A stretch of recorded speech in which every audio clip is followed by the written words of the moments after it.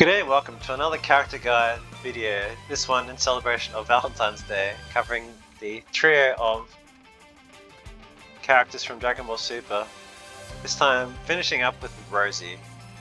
So as per usual, we'll just do a general overview of the character stats, skills, blast attacks, unique properties, key blasts, smash key blasts, rush combos, dash attacks, strength and weaknesses, similar characters from this archetype, and finally wrapping up with final thoughts. So let's get stuck in. So first off, DP cost is 5, which is middle of the pack. She has 4 health bars, below average defense in line with a lot of the kid characters such as Kid Trunks and Goten. Below average damage stat in line with Android 13 and Vegeta Z Scouter. She starts with 2 key bars and 0 starting skill points and has a maximum of 4. And she has a very fast key charge time of 3 seconds. She has access to 2 follow-ups after a smash attack and 4 in sparking mode, which is being completely average. Her perception is Key Blast Cannon. This gives a little bit of damage and you get it easily vanish a follow-up. Otherwise, normally you just do that and go into a blast attack and hopefully it connects.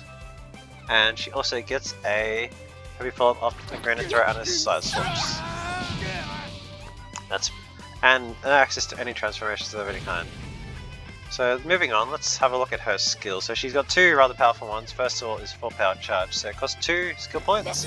Instantly gain a full key bar. And it's incredibly strong. You're pretty much always going to be at a key advantage, considering that you go into a vanished battle. Like say you only have maybe 2.5 bars left. You spend a couple of those, and then you normally have enough to just, even whether you win or lose, get some space, and then boom, back up to full key. So it's incredibly powerful. Especially for this kind of character who has more of a focus on like a mid to long range game. And her other skill being the standard instant sparking, so after a few seconds gain all your key bar and go into sparking mode. Unfortunately there's no additional benefits for her in sparking mode, just the usual where she can use them in a key blast and such as time allows in sparking mode, but other than that nothing too crazy or exciting. So that's her skills in a nutshell. And next we're going to be covering her blast attacks. So she has 2 different but similar purpose attacks, so they're both projectile types. So first of all is a projectile, costs 3 key bars, and it's a slow projectile which does about 6.5k damage. This is pretty much going to be a reliable attack, or provided they all land. Let's try that again. Come on Rosie! There we go. So, excuse me. And yeah, that's going to be the go-to for the most part. Then you have the less consistent but situationally useful consecutive key blast type, which deals about a similar amount of damage, a little bit more, but the reality is that it's just so easy to block or vanish the follow-ups that it generally isn't worth it just to use the first blast attack instead. And now we're going to show her first attack, just like Kunta, is a projectile type. And should deal about 15.7k damage. Symphony! There we go. Kill. And that's her blast attacks. And following up from that, we're going to have just a quick look at her unique properties. So she's pretty unique in that she has 2 key charging skills. I can't think of any other character offhand who has not 1 but 2 ways to get all your key back between that and the instant sparking. So that plus the fast charge speed basically means that she, well, provided you get a bit of space of course, means that she'll generally be at a key advantage, which is just never a bad thing in this kind of game. You can just slowly whistle down your opponent from range or at close range, so it's not bad. And then following on from that, we have her mid long range attack, so she has the standard Key Blast Barrage, but her smash Key Blasts are actually a bit unique, which is nice. So you have 3 tracking slow balls which you can follow behind and dissipate after about 3 seconds, and then if you do the dash, it's a fast smash key blast, just a couple of attacks. Decent damage as well, and also an ascending. Not much to write home about, it's also quite good. Yeah, so her zoning is excellent, definitely one of the stronger options, and again, factoring in with the other skills she already has access to, she will always be able to take advantage from that mid to long range game. And speaking of her other options though, from close range we have Key Blast Cannon on the 1st and 4th follow-up, flying kicks on the second, and heavy finishes on the third. So not the worst moveset in the world, but it does get the job done. So I'm just going to show off a quick example combo. Starting with flying kicks. There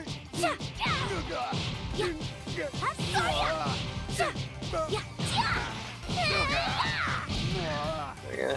Normally it does a little bit more, but unfortunately because of the weird angle there, it dropped. So anyway, the notation for that will be in the description of the video.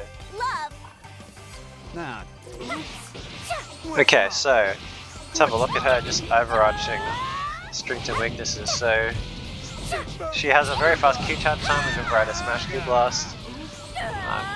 Solid skills pretty much means she's always going to have the Q advantage, even if she might be lacking defensively. As you might have noticed before, she has a slower attack speed, kind of runs a little bit of Yamcha, so it makes it a bit more difficult to super counter. So the timing is a little different than most of the standard characters.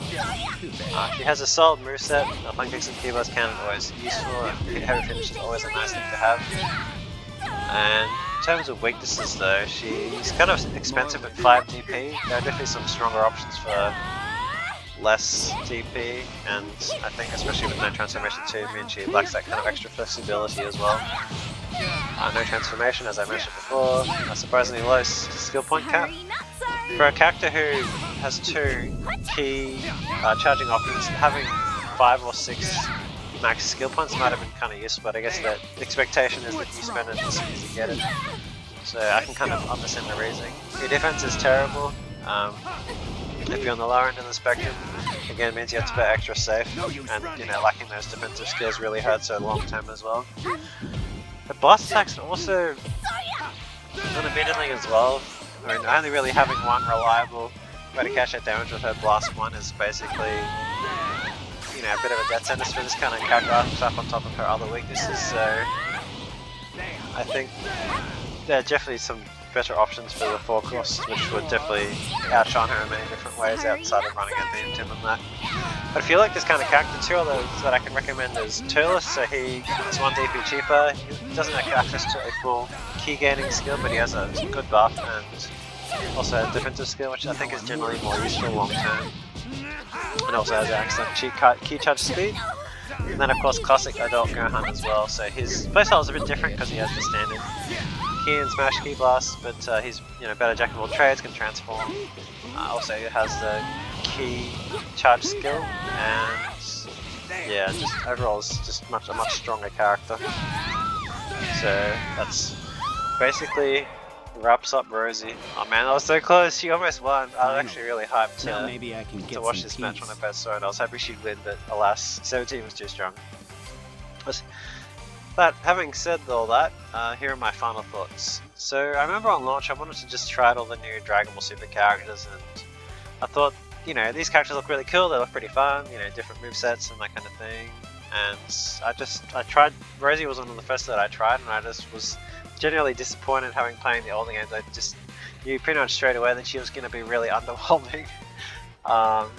She has the potential to be great. Like if the pace of the game was slowed down somewhat, it has slowed down a little bit since the Dragon Dash was adjusted. But she just doesn't make up for it at the close range game just isn't strong enough to really make that difference.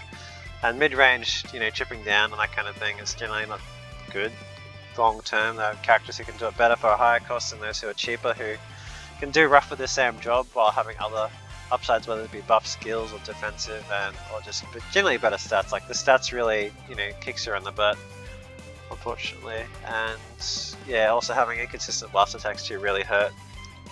For the times you want to cash on the damage just to kill a character or just do a little bit of extra damage in the thick of things. So I'd say, again, like I said earlier, unless you're running a theme team, I'd recommend just avoid her and maybe play some of the other options I recommended. Turles, Adult Gohan, maybe even Garlic Jr. is also another good zoning type character with some other upsides. So yeah, anyway, I'm hoping all that was useful. I hope you enjoyed. I had a lot of fun recording these videos.